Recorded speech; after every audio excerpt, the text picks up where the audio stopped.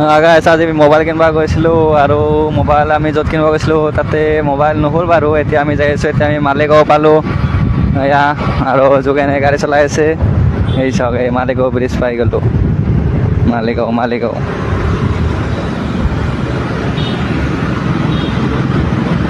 আৰু আমি মোবাইল ল'ম হয়তো দুৰ্গা পূজাৰ আগত আহিম আৰু তেতিয়া অফাৰ থাকিব। আৰু আজি য'ত গৈছিলোঁ আমি এটা চাই তাত মোবাইলটো নাই, আইফোন ল'ম বুলি ভাবি আছিলোঁ, নতুনকৈ আহিছে আইফোন 16।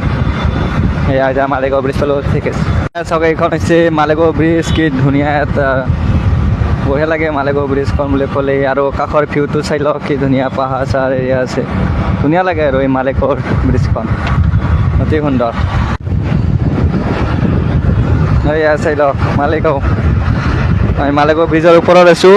এয়া ভিউটো চাই লওক, কি ধুনীয়া ভিউ হৈছে, মজা লাগিছে আৰু ভিউটো, অতি সুন্দৰ ভিউ।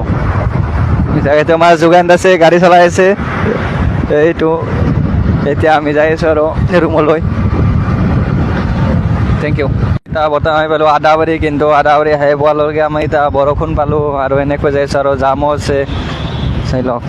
এতিয়া বৰষুণ হ'ব কি যাব নাজানো আৰু গাইছ চাওক আমি জানি পোৱা এতিয়া বৰষুণ ডাঙৰকৈ আহিছে, কিন্তু এতিয়া ৰুম আমাৰ হৈছে আমিনগাঁও নাৰায়ণ হস্পিটেলৰ সন্মুখতে অপজিট ছাইডত, কিন্তু এতিয়া